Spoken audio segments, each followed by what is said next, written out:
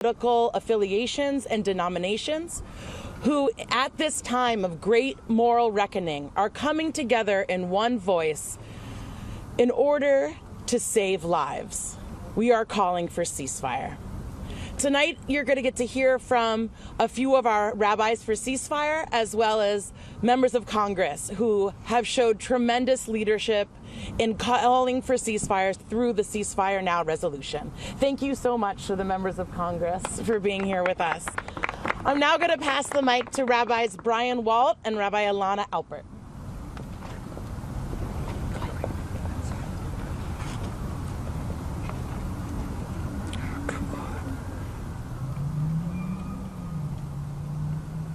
My name is Rabbi Brian Walt.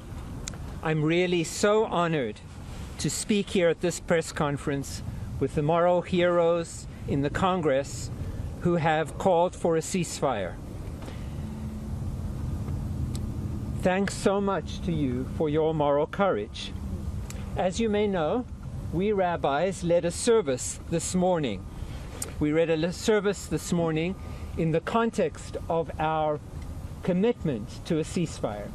So you may ask, why did we come here to have a morning service? It was a regular morning service of the Jewish calendar. We came here to do that because for us, this issue is not just a political issue, it's a spiritual issue. And we wanted to speak to the spiritual issue that lies at the heart of this conflict. And this issue spiritually that lies at the heart of this conflict is the idea somehow that it's either us or them. It's teams. It's either our team or your team. It's win-lose. But in a spiritual service, it's not about us and them. It's about us. And that ultimately, unless we figure out how we can be a big us, the kinds of terrible things that we are now seeing in Gaza and that we saw in Israel are going to happen continuously, even in the Promised Land, and maybe especially in the Promised Land. And so this morning, the rabbis who were involved in the service took the service and did exactly that. It was a really inspiring service. So I want to say just a moment, first start with a word about the effect of the Hamas attack on our Israeli brothers, Jewish brothers and sisters, and non-Jewish brothers and sisters, some of whom also suffered in that attack. Most Jews and almost all Israelis know someone who's been taken as a hostage, or they know someone who was killed.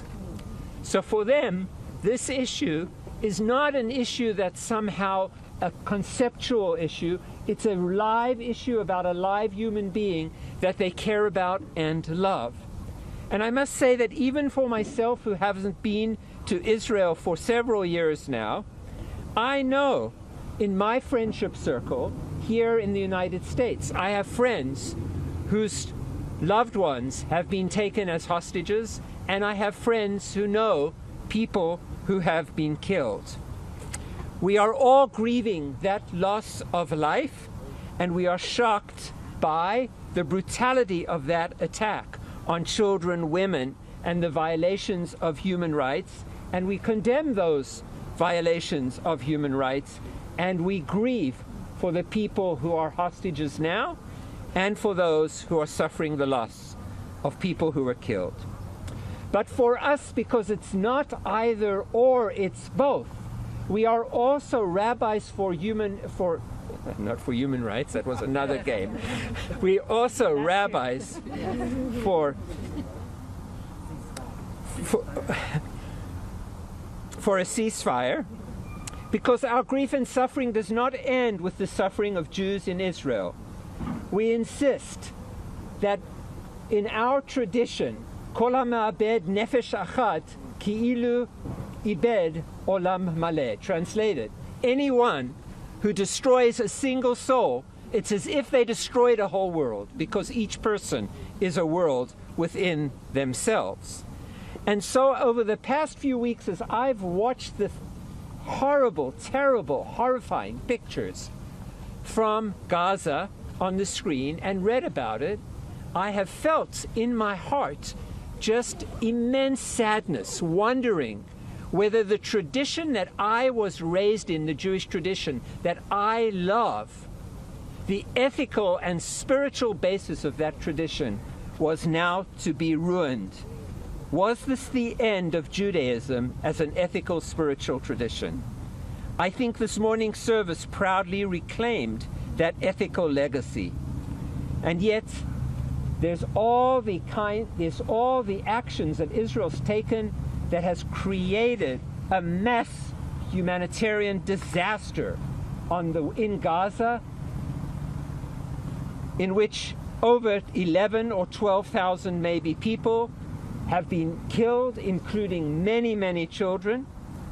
And how can the Jewish state close its ears and its hearts to the cries of the children, to babies who are lying under the rubble of buildings and aren't even found often, to the families that are wiped out, to the hunger for food, to the incredible difficulty of getting even water that is to drink, or hospitals to take care for them? For us as rabbis, for ceasefire, this issue is about that massive, deadly assault on the most densely populated land in the world. I was born just 7 years before the Holocaust.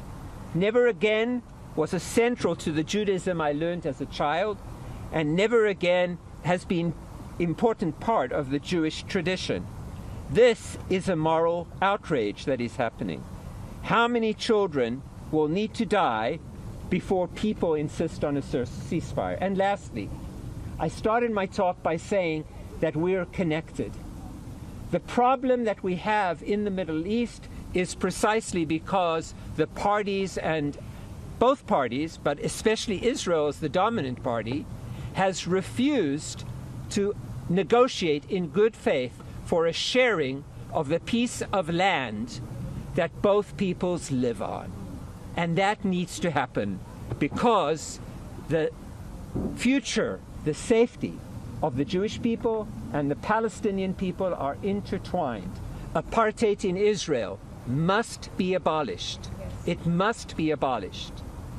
And Gaza must be rebuilt. And we must create a place where Jews and Palestinians can live in equality, freedom, and justice. So thank you for calling a ceasefire, and thank you to all the rabbis that led us this morning in suggesting it's not either or, it's both and that's the spiritual insight of this moment. Thank you. Amen, amen. Thank you, Rabbi Walt.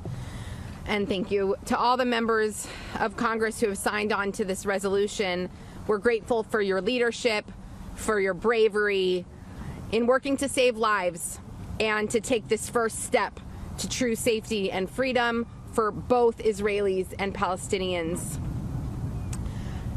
I'm deeply honored to introduce Congresswoman Tlaib. We in Detroit are proud to call her Rashida. She spoke the following in a moving speech from the floor last week.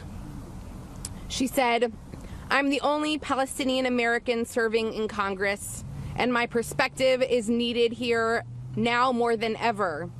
I will not be silenced, and I will not let you distort my words." Where is she? Rashida.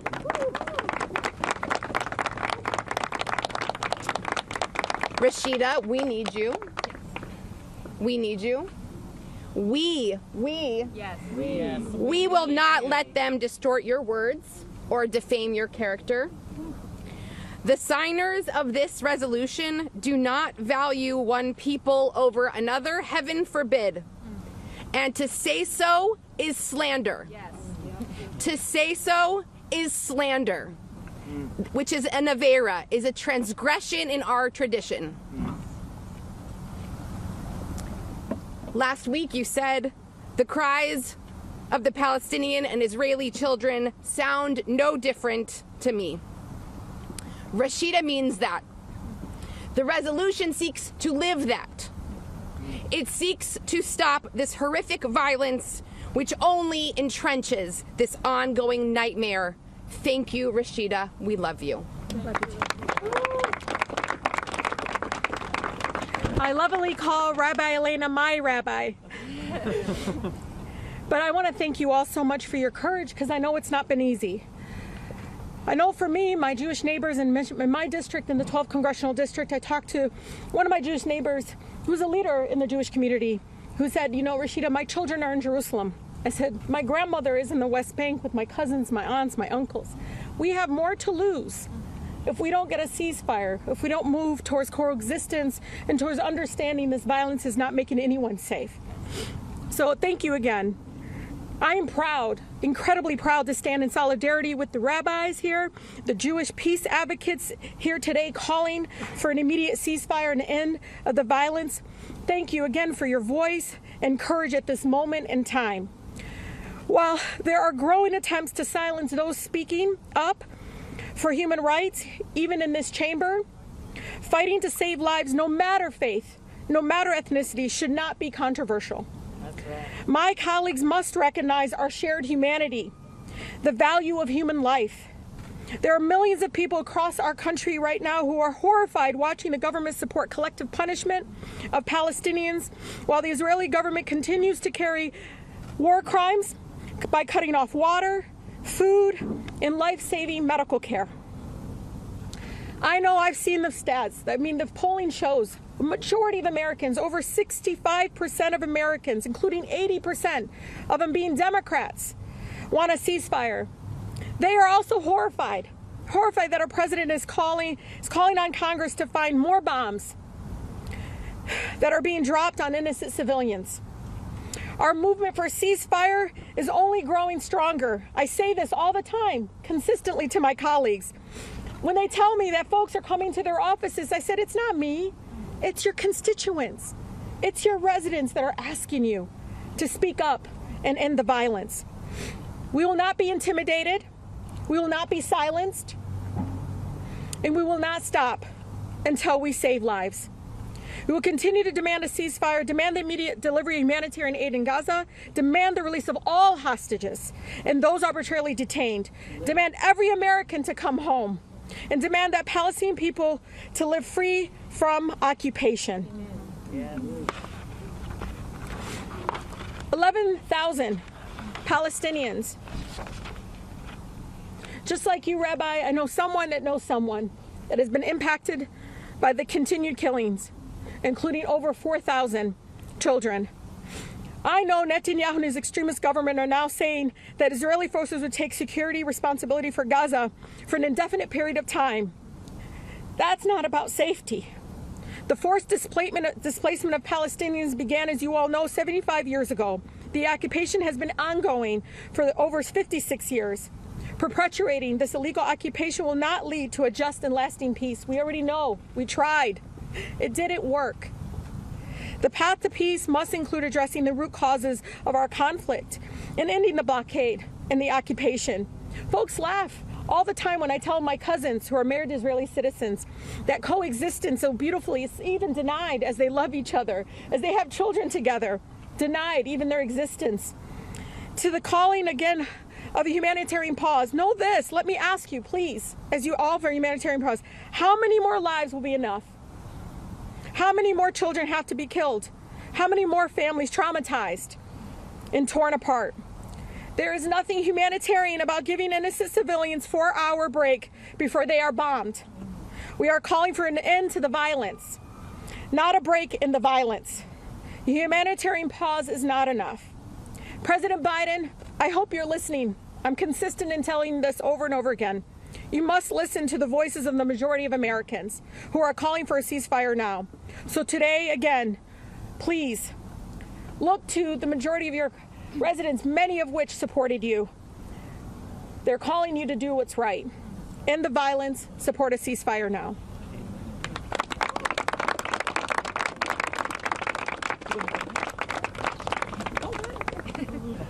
No, go ahead. I was just going to introduce you. Go ahead. The leader of the ceasefire now resolution, Representative Cori Bush. I love you. And I'm so honored to be here with all of you. And let me start by saying to everyone, thank you for joining here today, and specifically my sister in service, Congresswoman Rashida Tlaib, for all of your fight, for all that you go through that none of us even understand. And to all of my other courageous members of Congress who are here today in support of humanity, peace, and justice for all in Israel and in Palestine. And to my friends, to the rabbis who are standing up here today, first of all, thank you for welcoming me this morning. Thank you for showing so much love and support and also grace. And to those who traveled here to D.C. today to demand a ceasefire, I want to thank you for not only your courage, but for your unwavering commitment to humanity and to the belief that all life is precious. I know that I heard earlier today from one of our rabbis that all life is sacred. Sacred. Israeli lives and Palestinian lives are precious, are sacred. That Muslim lives and Jewish lives and Christian lives and Hindu lives and every one of us, all of our lives are precious, are sacred. That every human life is equally precious, and that the taking of every life through violence is equally repugnant.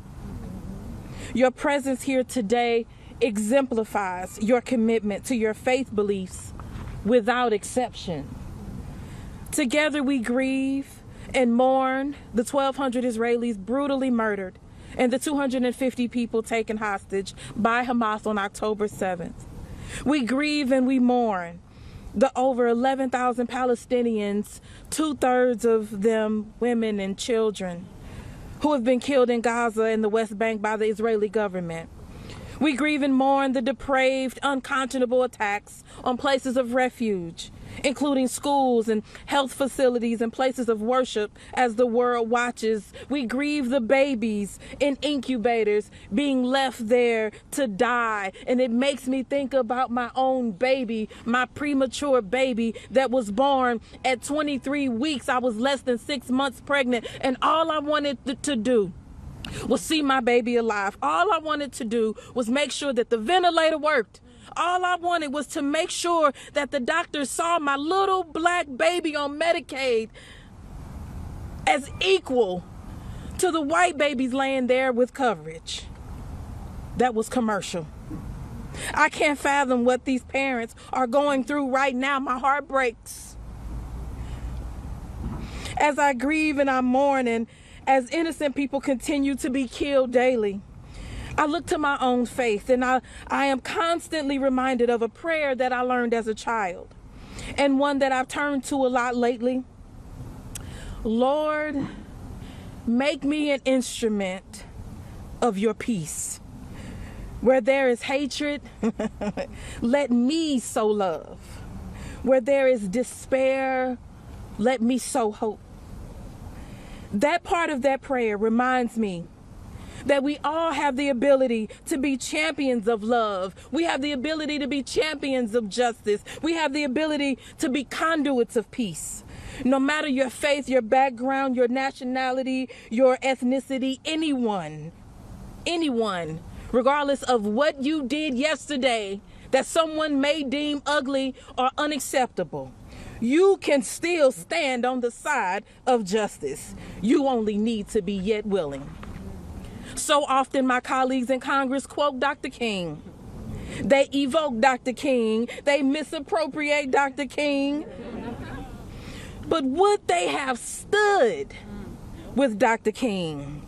This is that type of moment, the moment where it hurts, the moment where you're isolated and you're alone, but it's the right thing, it's the necessary thing, but it is not the easy thing. The time to lead is now. And it isn't easy. They label us anti-Israel. They label us anti-Semitic, and they label us terrorists. They lie about us and they smear us. But we know the truth, and the truth stands. We are rabbis, we are pastors, we are Congress members, we are surviving family members, we are human beings, and we are bound by our faith to demand a ceasefire now, to demand an end to the violence now, to demand that love and peace and justice and humanity reigns and is at the center of all of our work now, not tomorrow, not next week, not in a month, not in a year, now. Ceasefire now. Ceasefire now. Ceasefire now. Thank you. I'd like to invite up Representative Alexandria Ocasio-Cortez. Thank you all so much for being here. I apologize, my voice is a little hoarse, but that does not stop us from speaking up and speaking out. I can't tell you how comforting it is to have all of you here, to have our rabbinic leaders here. I went to public school, grew up and went to public school in Westchester County with a lot of precocious and compassionate kids, which is to say, I had a lot of Jewish friends growing up. And I grew up with great fellowship with the Jewish community.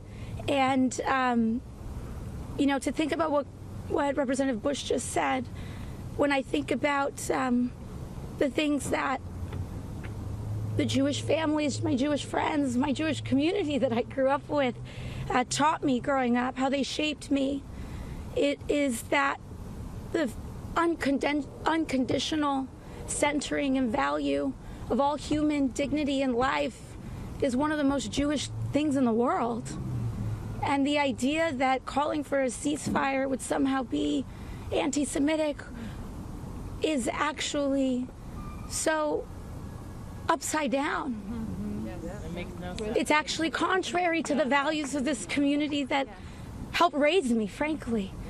I think so much about where we are in this moment, the courage that it takes to speak up in this moment, and the urgency of this moment. I think about the language that is being used in this moment. The language. Over 4,000 children have been killed. Over 10,000 people have died.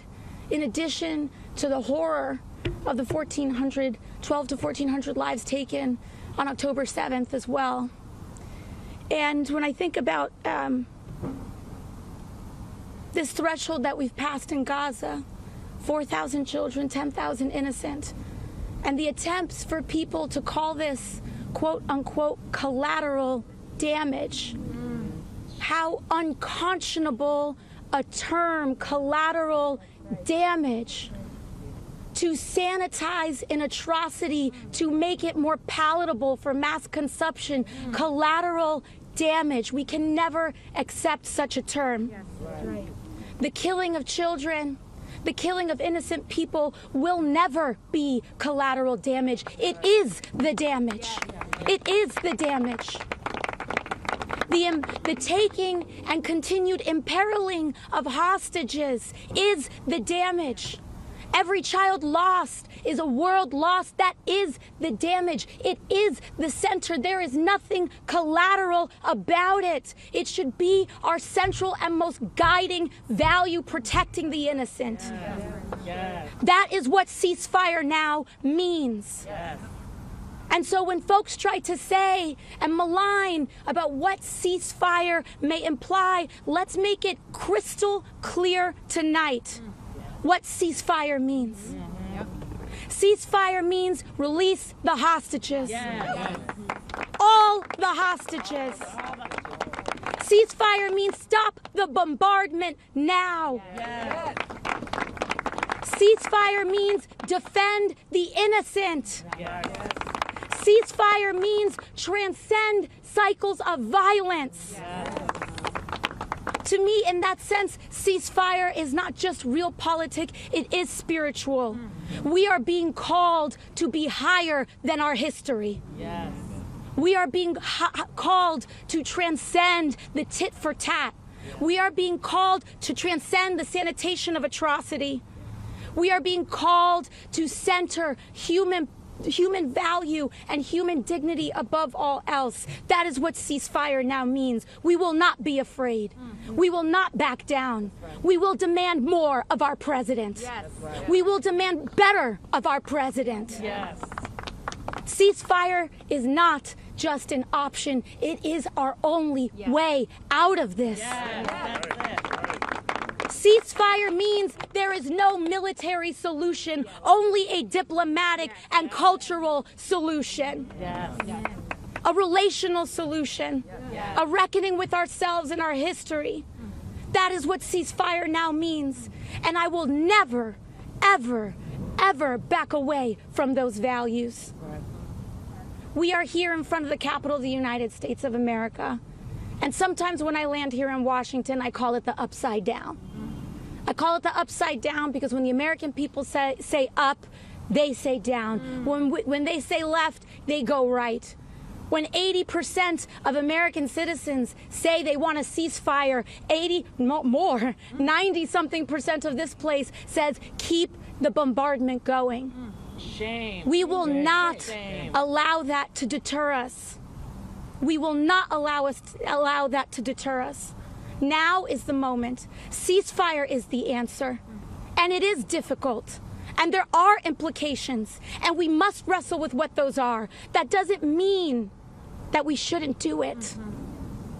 It means we should figure it out. Yes. I cannot thank everyone that is here enough so much. Thank you, Jewish Voices for Peace, that has a legitimate role in this dialogue. Thank you to our rabbis who have joined us. Thank you to Representative Rashida Tlaib, who has stood as the only Palestinian American woman in the history of the United States. And they have censured her for standing for her humanity. Shame, shame. We will not allow that to deter us. This is our moment. Yes. This is the moment for all who stand up for human dignity. Thank you to our co-leads, Representative Bush. Thank you to Delia Ramirez. Thank you to Andre Carson. Thank you to all of our co-sponsors and to every single person who is considering and weighing heavily in their heart if this is the right thing to do. I want you to take this as a sign. I want you to take this as the open door. Join us. Yes, the time is now. Yes, the sign is it. Right now, call for a ceasefire. It is the right thing to do. And that is why we're here today. Thank you all so very much. Okay, Representative Jonathan Jackson. Good evening. I am honored to be here with my colleagues that are on the right side of history. Some have called us the new left, but we're on the right side of history. As we ask for a ceasefire, my colleague, Ms. Cortez, so eloquently described it, we have to define what ceasefire means. Ceasefire means let us talk. Ceasefire means that we're on the side of reconciliation. Ceasefire means that we want to have clean hearts, but are willing to have dirty hands to bring enemies and people that are adversarial together so they can build a lasting peace. Ceasefire means no more children to be killed that are innocent. Ceasefire means no more hospitals bombed. Ceasefire means that no more homes are destroyed. We are now looking at the largest refugee crisis in the world. Over 1 million+ people have now been displaced. Their land is so toxic, it'll be hard to even rebuild back on that community. I had the opportunity just this past September to go with AIPAC on a trip to Israel to see the motherland. And they also took us to Rwanda. They were eager to show us, many of the Israeli officials, the connection they had with Rwanda, both having a shared history, one of Holocaust and both of genocide. In Rwanda, let me remind you that in 1993, 1 million people were killed in 100 days. One of the most bloodied, soiled parts of our earth. In 2003, 5 million people between the DRC and Rwanda were killed on that soil. But what did Rwanda do? They used their intelligence and went after the 30,000 perpetrators of violence. And now Rwanda is a peaceful, loving nation that has taken people to an international court and has received justice. Rwanda now has the fourth most amount of people on peacekeeping around the world. If it was good enough for Rwanda to seek peace and reconciliation, it is good enough for the Israelis and the Palestinians to work towards reconciliation. When Nelson Mandela came out of jail, you remember, he, along with his jailer captor, both received the Nobel Peace Prize at the same time. We did not ask them for violence. We asked them for reconciliation. African Americans, after 400 years, no one at any time has told us to seek retribution and vengeance. They ask about reconciliation. So to my Jewish brothers and Palestinian brothers, we are fighting for you. We're here today across many ethnic and racial and ecumenical lines. I want to thank the Jewish rabbis for the courage. I know the venomous things that have been said to you. These are the blessed peacekeepers in our scriptures. They teach us in the book of Matthew. Blessed are the peacemakers, not the peacekeepers. The peacemakers are the ones that are willing to have dirty hands to reconcile. People aren't on the same page. The rabbis, thank you for taking the lead. You're outstanding to your community. You're outstanding to our country. You're outstanding to your nation in Israel. At this time, I would like to ask my next colleague, who is coming up, to the honorable, distinguished, keenly articulate and persuasively analytical, the Congresswoman from the great state of Illinois, Congresswoman Dahlia Ramirez.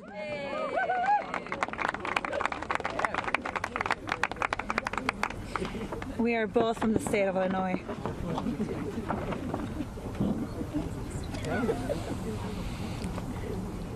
I am repeating this worship song that I learned in church as a little girl as Reverend Cory Bush talked about peace.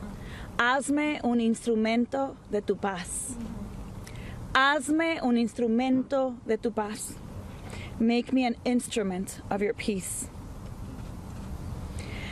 As I stand with you here today, I am reminded of the faith that has brought me to this place. I am reminded that my faith has called me and called us to be an instrument of peace. But I'm also reminded that oftentimes people have used religion to oppress the other, and that is not being an instrument of peace. In this difficult time, even when our words have been distorted, when our character has been questioned, and we have endured threats of violence, I choose to be faithful, full of faith. I choose to be sure in my hope that we can uphold our shared humanity, even when we disagree. That we can pursue long-lasting peace through diplomacy. That we can realize free and safe communities where all people flourish. My hope is informed by my certainty of all that we cannot always see. That we are interconnected and we are interdependent on one another. That our futures are bound together, and that we cannot bomb our way to a true and long-lasting peace for both Israelis and Palestinians. And friends, I believe that remaining hopeful is also an act of resistance. Because in hard moments when faith feels so difficult, I've been here 11 months, I can tell you every single minute has felt difficult. Not every moment. Okay. Most moments. I am also reminded that I'm not alone. That you are with us. That they are with me. And that we are with the people all over the world calling for a ceasefire right now. Just last week, a group of veterans joined us right here. I call loud and clear for a ceasefire. They talked about what they have to relive every single day as they were enlisted post 9/11 and what they're still remembering every single moment. And all over the world, we are rejecting the inhumane idea that only some lives are worth protecting and recognizing that the lives, the futures, and the collective safety of all of us must be our priority. So as I wrap up here, because I lost my points, let me just go with the heart here. Let me just go with the heart. Look, you heard it from my colleagues. We shouldn't have to justify why we're calling for a ceasefire. My colleagues and others should be justifying why they're not calling for a ceasefire. We shouldn't have to be having to remind people that loving on people is the greatest power and the way we get to peace. So as we are here with rabbis, Christian, Muslim, Jewish, from all walks of life, I invite every single person that is looking at us and that sees among us there are many shades, maybe, well, one shade missing, that we cannot quote Dr. Martin Luther King Jr. and not stand on the side of justice and liberation for all of us, not just some of us. Right. That if you care so deeply for the hostages as we care so deeply for the hostages, then you can't bomb the hostages. Right.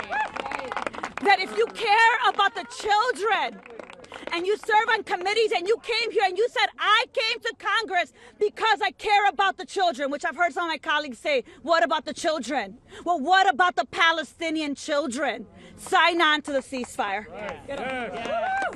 And if you truly want this to never happen, ever again to anyone, then we have to cease fire, seek diplomacy, and work towards long-lasting peace. That is what we're not going to shy about. We're not going to be apologetic about, and we're going to continue to call for it, even when it makes our colleagues most uncomfortable. Because the faith that I believe in is that maybe that's the Spirit calling you to come back to the faith that you say you have. And so if we have to be that testament, walking testament, then let's so be it, so that we can get to 20, 30, 40, 50 until we finally pass a ceasefire resolution right now. So thank you. Let's keep going. To the rabbis, thank you for reminding us that our faith calls us to peace and justice. And with that, I am going to call, I can't see here, I'm kind of like, or you want to? I don't think it says here. She's going to tell you who's coming up. Thank you. I'm actually going to invite up two of my rabbinic colleagues, Rabbi Abby Stein and Rabbi Salem Pierce. Hi. I'm Rabbi Salem Pierce. I am here today as a proud inheritor of the Jewish prophetic tradition. In 1965, Rabbi Abraham Joshua Heschel marched with the Reverend Dr. Martin Luther King in Selma, carrying the Torah.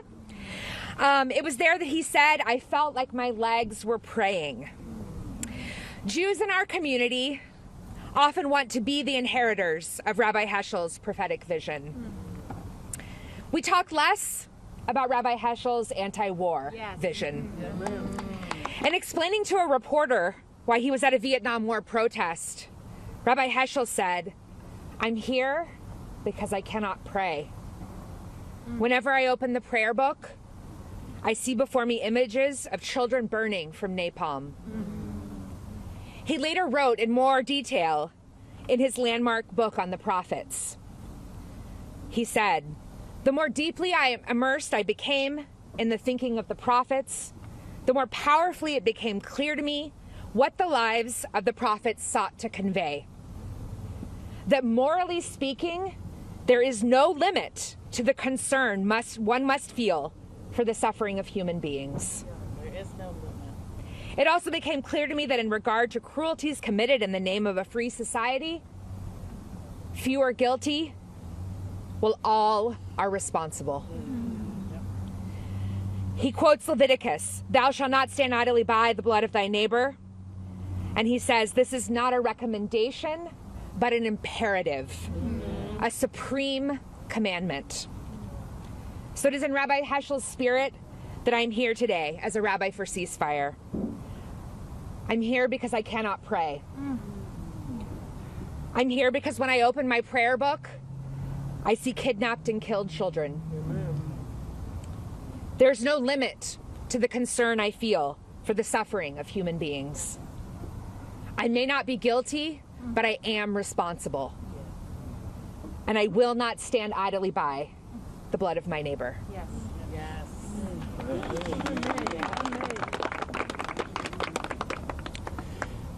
I'm Abby Stein. I'm a rabbi. I'm an educator. I'm a queer Jew from New York. And I'm also an Israeli citizen. In Sefer Devarim, in the Torah and the book of Deuteronomy, we're told of what to do if there's a dead body next to a city. The elders, the leaders of that community are invited up, and they have to say, Yedeinu lo shafchu et hadam hazeh, ve'einenu lo ra'u. Our hands did not shed his blood, our eyes did not see who did. Can any of us here tonight say that we don't have blood on our hands? Because none of us can say that we did not see. I'm standing here not in spite of the fact that I'm an Israeli citizen, that my father, my grandmother, going back generations in Jerusalem, going back generations in other parts of Israel. I'm not here in spite of that, I'm here because of it. When I call for a ceasefire, it's for my family, for my aunts, for my uncles. It's for my son who has 3 Israeli grandparents.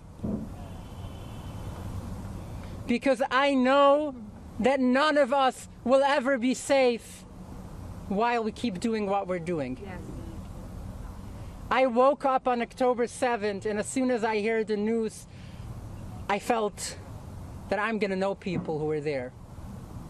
I'm part of a tight-knit community of people who tend to go to parties on holidays, to put it short. It took me just a few hours to realize that 4 people that I knew were missing. It took me until Wednesday, as I went back and forward with a friend of mine's sister, a woman 7 months pregnant, trying to figure out what's going on with her brother.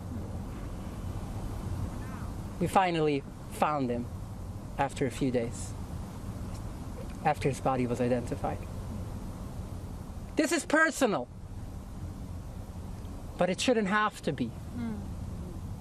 We are all here as rabbis for ceasefire, not just as people who happen to believe in don't kill, which sounds like a bare minimum. But we're here not people who happen to be Jewish, who happen to be rabbis, but because of it. I know that I don't feel safe, and I know that every day that this continues, more of us wouldn't be safe. Like everyone else has said here, we all know people who are still being kept hostages. What the Israeli government is literally doing in my name, I have a document called a passport that proves that. They're claiming they're doing it for us, but I don't see it, I don't feel it, we don't see it, we don't feel it. Killing 12,000 Palestinians isn't making us safe. We are here today because we understand that the only way any of us will truly be safe is if we're all safe together. You can try to kill people you label terrorists, but you can't kill an idea.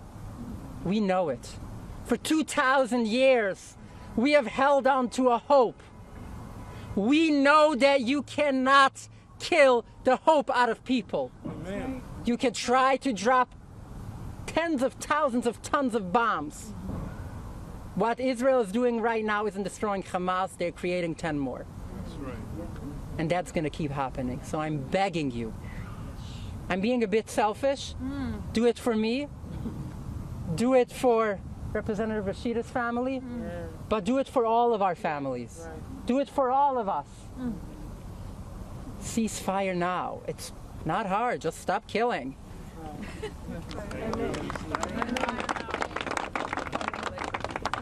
I'd like to invite up Representative Nadia Velasquez. Good evening, everyone. And I am so proud of Rashida Tlaib. She just stepped out. And I am so proud of all my colleagues here. And I am so grateful that you are here. You see, this place could be a lonely place, especially during difficult times. So we needed your voices.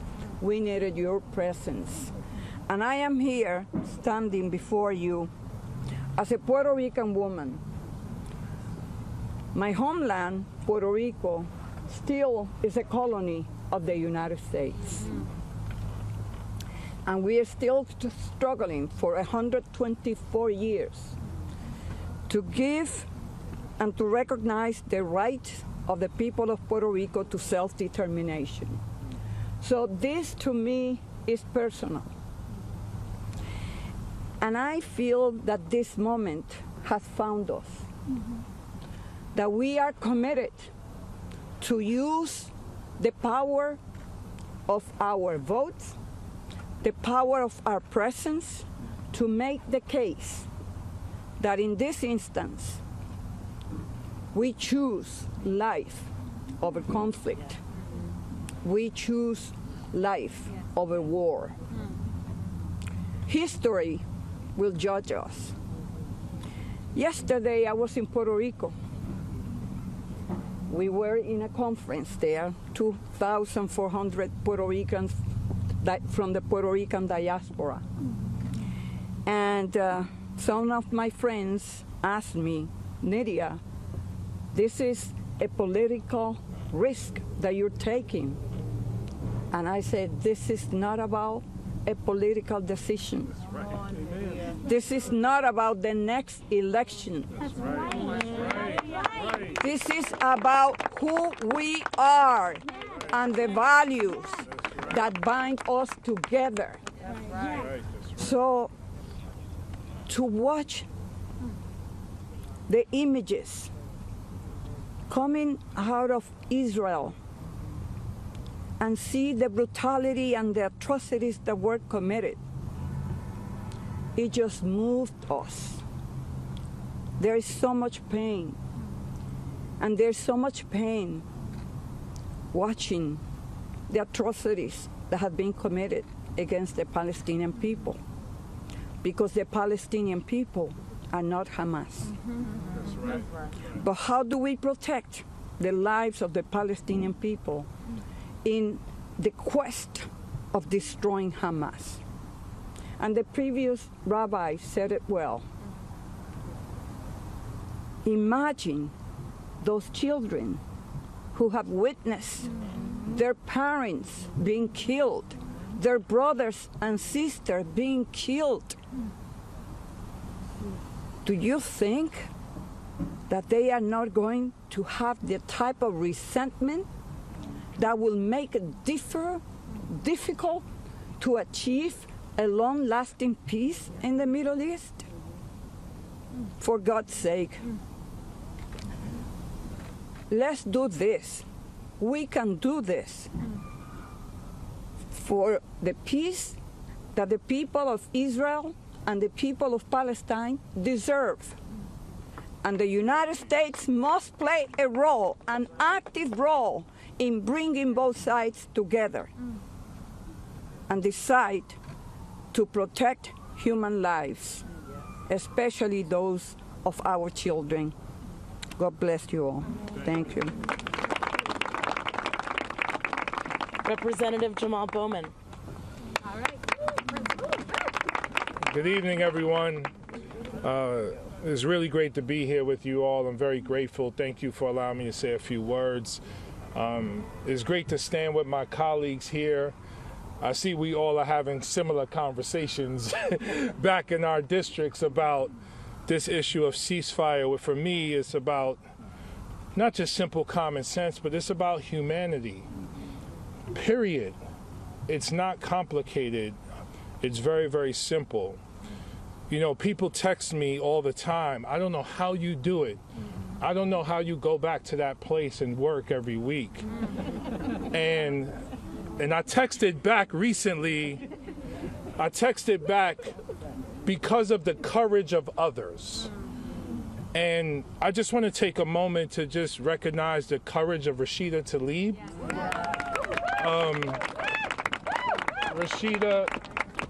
Rashida, I love you so much. And your courage is why I'm here, standing here, calling for a ceasefire. It's because of your courage and who you are and what you represent. Thank you to the rabbis for ceasefire. Thank you so much for being here and being a part of this. You know, unfortunately, in my district, 26 rabbis wrote a letter against me calling for a ceasefire. And I haven't been able to stand with them or visit any synagogues in my district.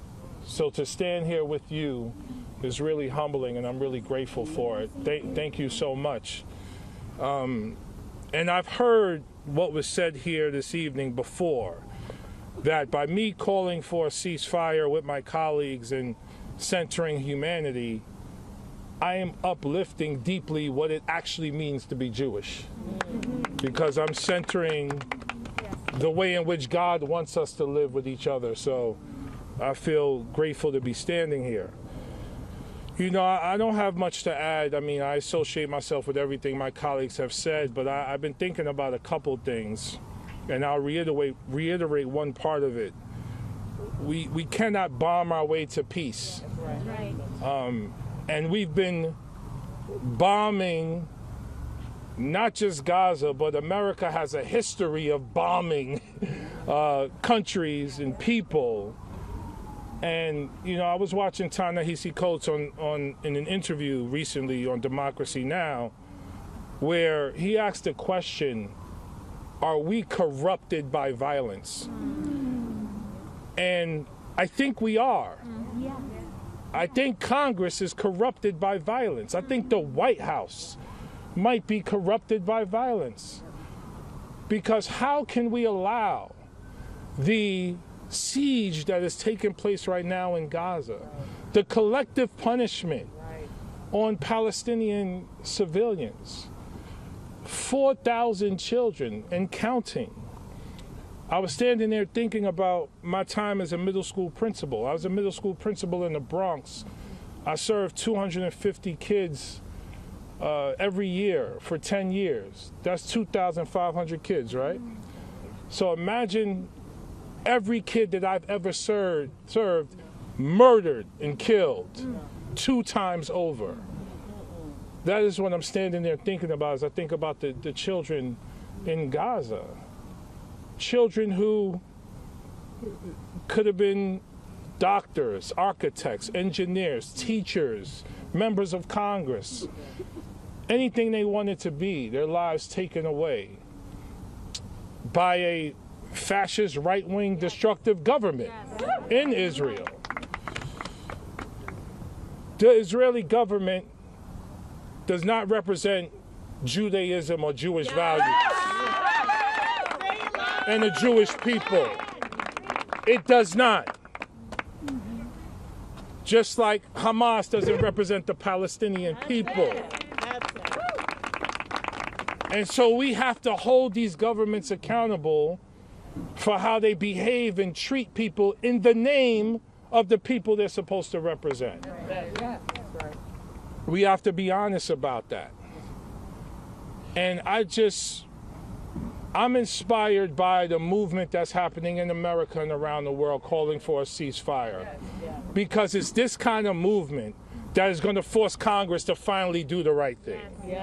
So we have to keep calling for and demanding a ceasefire.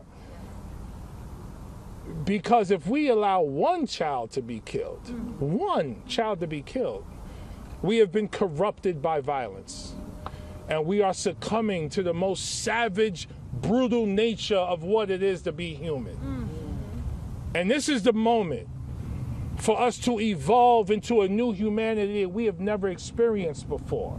And it's going to be on us to create that humanity. Because throughout human history, it's been littered with war and conflict and misery and suffering and genocide and bombs and missiles and the killing of children. I want the next evolution of humanity to be one of true peace. But we can't get to peace unless we have justice for all people, especially and including the Palestinians. Without justice for Palestinians, there will continue to be this conflict and this war. And we need to continue to come together and fight for equality within and for all of us. Because that's what we have here. We have Jews, we have Christians, we have Muslims, we have everybody in between, I'm sure. But this is the coalition that is going to help us to realize, help us to manifest the best versions of ourselves as a human race. It is going to be all of us. So God bless you. Thank you for being here. Thank you for allowing me to say a few words. Thank you, Corey and Rashida, for writing this resolution. Because I didn't know what I was going to do when I saw that other resolution. I was like, yo, I can't sign that. And y'all came to save me, so I appreciate y'all. Thank you so much. God bless you all. And listen, we're gonna win for humanity. We're gonna win for humanity. Because this is not about power and land and money and nonsense that continues to kill us and destroy us. This is about people, and this is about love. And Corey, I don't know my Bible that well, but I know a couple lines. Okay. So I want to leave us with 3 words. 3 words from the Messiah himself. Love thy neighbor. Okay. All right, Corey, I got that? Yeah. Love thy neighbor, y'all. Thank you all so much. You didn't know what he was going to say. Representative Summer Lee. Listen, thank y'all. When my brother Jamal gets on the mic, you don't know where it's going to go, but it's going somewhere that we need to be. I want to thank everybody so much for being here. I'm a freshman member. I'm Summer Lee. I represent the 12th Congressional District in Pittsburgh, a town that is reeling from one of the worst anti-Semitic attacks in the history of the United States. It's a community that has been in constant grief, not just since October 7th, but much longer, since 10/27 in 2020, or excuse me, in 2018. When I came into this job, I had no way of preparing myself for this, for the crisis of this magnitude, but not just the crisis, but the way that we are received in calling for common sense, a ceasefire, calling for peace, calling for love, calling for our shared humanity to be centered. And when I heard that these rabbis were going to be here, I, like Jamal and Corey, I also had rabbis who had taken issue with our stance. So to be here with these courageous, bold rabbis speaking truth to power is medicine for my heart. Yes. That's right. Because I didn't know a pain could exist like this. But it's a reminder to me that our liberation is tied together. We say it in the tradition of our Black movements for liberation, that our liberation is tied together. So whether we're Black or brown or Muslim or Jewish, Israeli or Palestinian, here we are standing for our collective shared humanity. And it is the highest calling of each and every one of us. Today and every day, we are here together to hold the 1,200 innocent Israelis who were killed by Hamas, to lift up the 250 hostages that we are still, each and every one of us, still fighting to bring home. But we're also here because our hearts are big enough to grieve those lost. I got it right here, don't you worry. I'm a true millennial. That's why I pulled it out in the beginning to come with. But our hearts are large enough to grieve those lost on October 7th and every single soul since then. We can and we must also grieve the thousands of Palestinian civilians who have been taken from us. Every day, the humanitarian crisis in Gaza is becoming an unmitigated catastrophe. You've heard the numbers, and I will reiterate them because every time we say it, it is meaningful. 11,000 Palestinians have been killed, over 4,300 children, babies. There are 2.2 million people in Gaza. 1.7 million of them have been displaced. That's 77%. Back in my district, I met a community member who had lost 49 members of his family. I've since met other folks. Another person who had lost 99 members of their families. And that number isn't even unique anymore. Hearing that isn't even unique anymore. There have been full bloodlines that have been erased due to the indiscriminate bombings. Nobody is safe. Critical infrastructure is gone. There are no more universities in Gaza. Houses and churches and mosques, schools and playgrounds, marketplaces and hospitals have been targeted and destroyed. Hospitals. Just yesterday, Doctors Without Borders described the dire situation in Gaza. In the midst of the bombardment on hospital grounds, people are being murdered while waiting for treatment for their wounds that they came with. 3 babies have died in the NICU. There are 36 more babies who are fighting for their lives because there is no electricity, there is no food, and there is no water in Al Shifa Hospital. This is why we are calling for a ceasefire now. We must understand the urgency of this moment. Rabbis and Jewish community members around the world are saying, not in our name. Not in our name. And my colleagues who are standing with us today are saying, not on our watch. Not on our watch will we stand silently by as our colleagues and the president authorize more bombs to Israel, but band-aids to Gaza. That's right. Not on our watch will we co-sign what we know is a war on babies. Thank you. This right to defense does not mean a right to kill indiscriminately. This moment is now the movement and the call for peace that we need, a call to center our shared humanity, and we are our nation's pro-peace movement. Yes. All of us who are seeking to build a future where everyone, no matter where they live, has the opportunity to achieve their dreams free from the worry of death and war and destruction. So thank you so much to the rabbis who are here with us today and who welcomed me and our colleagues here. Thank you for your courage and for your strength. I'm committed, we are committed to continuing this fight shoulder to shoulder with you for peace, for human rights, and for the fight against anti-Semitism here and everywhere that we see it, and for the dignity of all people. I don't know who we're calling up next, but let me say, this has been Ayanna Presley. But let me say, we pray for the day where the line to speak is so long, because every single one of our colleagues is calling for a ceasefire, and every single one of our colleagues is calling to protect life, to protect babies. So next up, my sister in service, Ayanna Presley.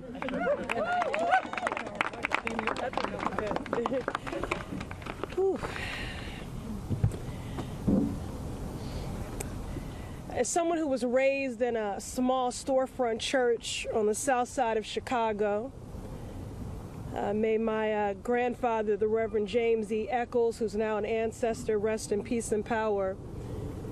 Whenever I felt burdened, my grandfather would sing a song we very often sang in church: "Weeping may endure for a night, but joy comes in the morning." Weeping may endure for a night, but joy comes in the morning. Joy has not come. Joy has not come because my heart is heavy with grief. It grieves for the 1,200 Israeli civilians who were heinously murdered by Hamas on October 7th. It grieves for the 240 hostages still held by Hamas and their families. And it grieves for the over 11,000 Palestinian civilians killed by the Israeli military in the weeks since, nearly half of whom are children. Joy has not come in the morning because the loss of life we have seen in a mere 5 weeks is overwhelming, devastating, incomprehensible, Entire generations of Palestinian families erased entirely. Again, vengeance is not a foreign policy doctrine. Yes. Right. Hospitals bombed, electricity shut off, food, fuel, and medicine dwindling, clean drinking water essentially non-existent. I stood at this podium 3 weeks ago to mourn the 1,100 Palestinian children killed by Israeli bombs. Today, that number is nearly 5 times higher. Children. I am haunted by the words and the images of the Palestinian children in Gaza who convened their own press conference in English so that you would not misunderstand their desperate appeals to live. They said, we want to live. We want peace.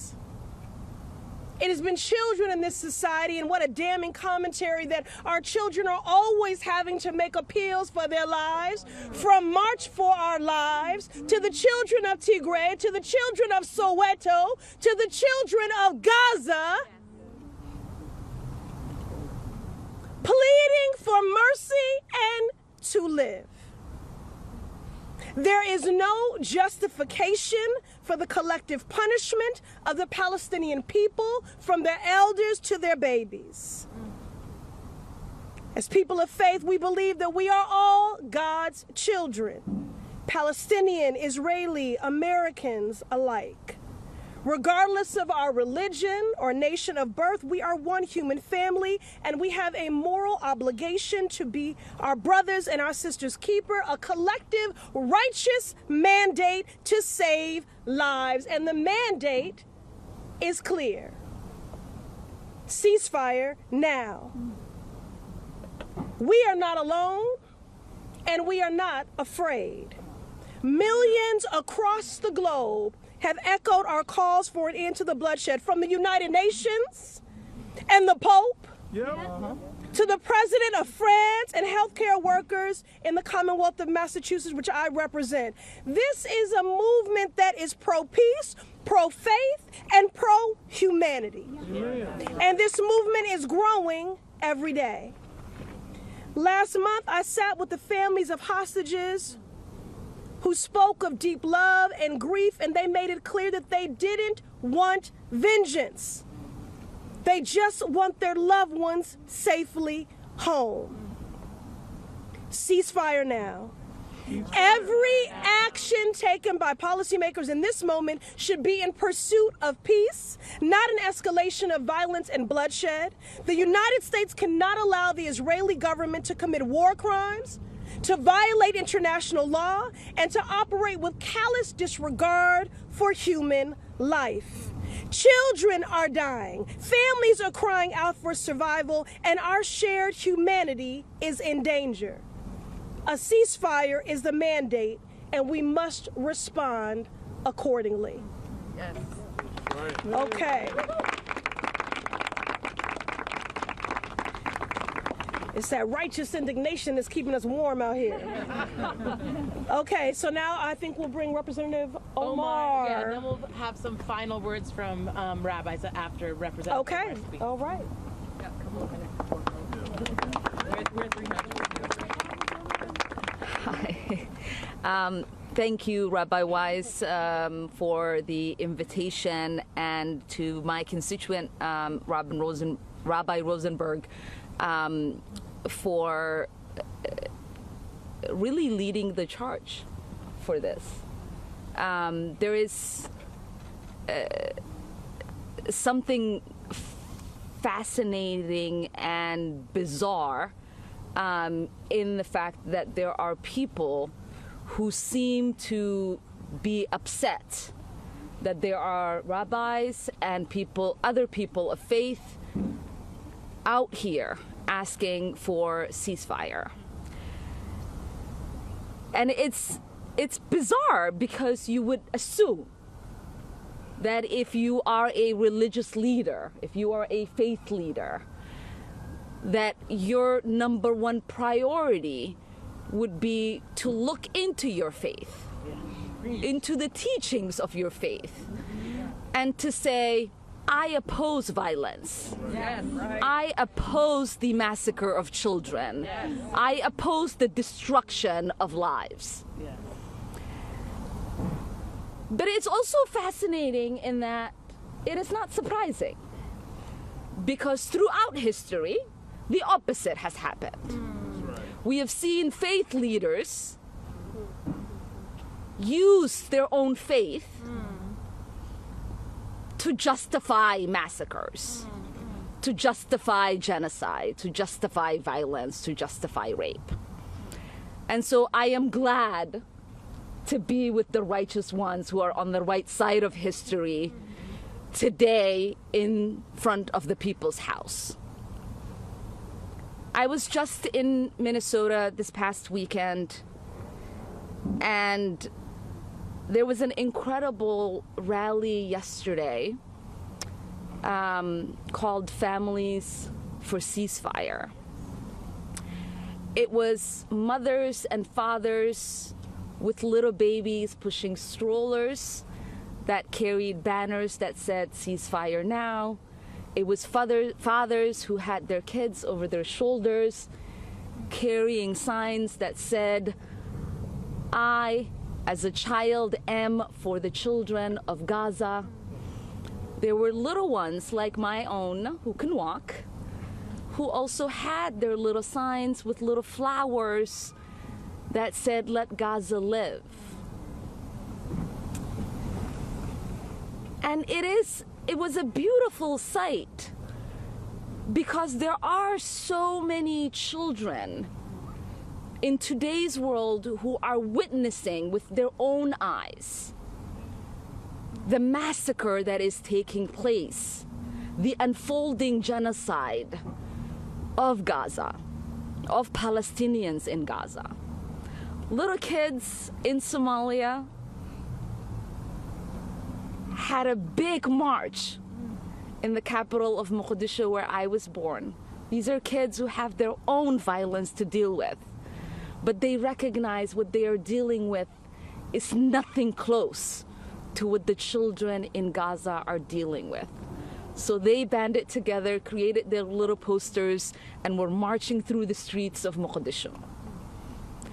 That humanity that those children are showing is the humanity that we need every single person to show. The devastating death toll is something we can no longer be silent about. We have over 11,000 people killed just little over a month.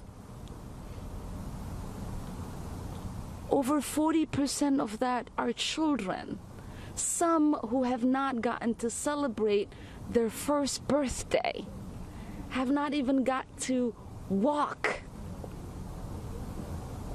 Overwhelming majority of those are women who themselves are watched, possibly, the death of their own children. Yes, in the last couple of weeks before we first had this press conference, a lot more people have gotten on board.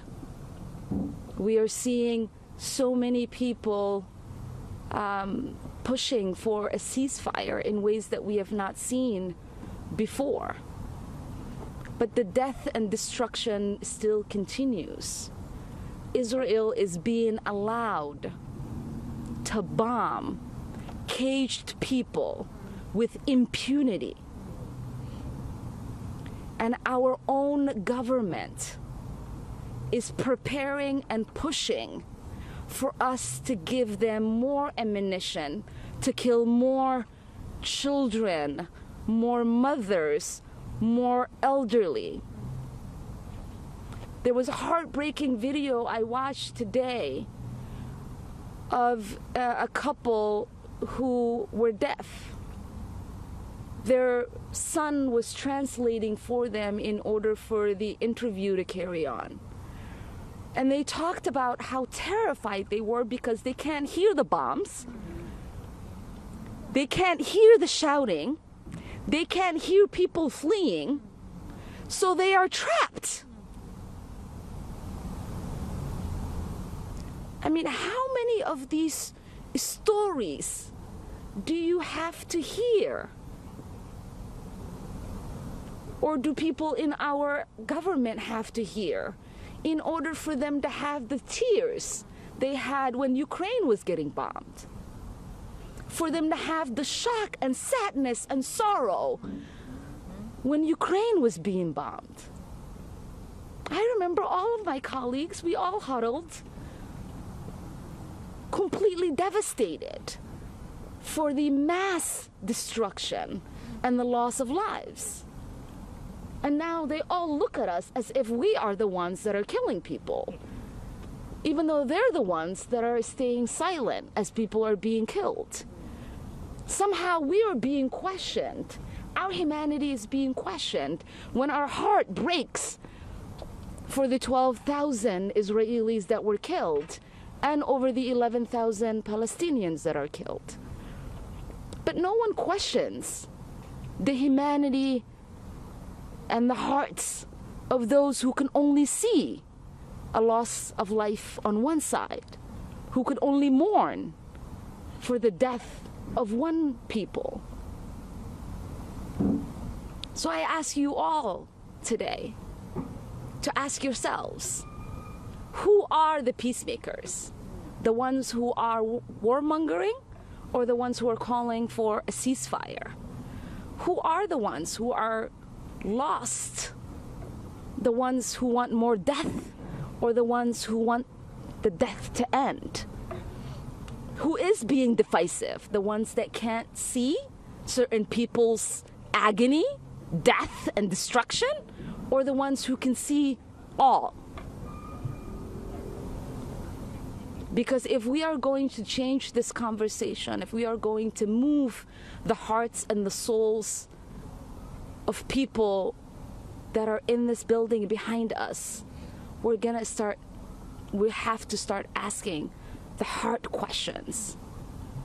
We have to start asking where their humanity is. We have to start asking, why do they think it is okay for us to watch Israeli and Palestinian babies not being treated the same? Thank you. I believe Representative Andre Carson is here. I know that the members of Congress need to get to a vote, so this is going to be our last speaker, and then the rabbis will close us out. Thank you so much. Briefly, I know we have votes. Shalom Aleichem, Shalom Haverim, Assalamu Alaikum wa Rahmatullah. Praise the Lord, but hold off on the ammunition. In the time of great anguish, in the time of great sorrow, in the time of great darkness, who better than our spiritual leaders to take a stand and say, ceasefire now? Who better? We've heard from great pastors. We've heard from great imams and sheikhs. We've heard from the greatest of gurus. But who better to make a statement than our beloved rabbis to say, ceasefire now? We thank you. We love you. Shalom Aleichem. You could introduce yourself. Rabbi Yosef Berman. We marched here this morning with Torah scrolls passed down from generation to generation with the trust of our ancestors that we will interpret the sacred words to uphold life. In the beginning of Breshit, Genesis, we are taught that the first human is created B'Tselem Elohim, in the image of the divine, and every single human being is in the image of the divine. Every single person has inherent dignity and worth. Every murder is an affront to God. And then in Genesis, shortly after that, we hear about Cain, who kills his brother Abel, Cain is asked by God, "Where is your brother Abel?" Cain responds with perhaps the most important question in Torah. He says, "Hashomer achi anochi?" Am I my brother's keeper? Am I my brother's keeper? Yes.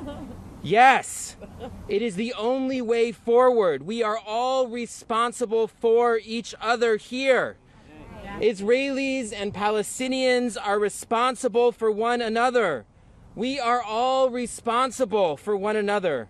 This is the only true path to safety for everyone, to lasting peace. As Rabbi Heschel said about the war in Vietnam, morally speaking, there is no limit to the concern one must feel for the suffering of human beings.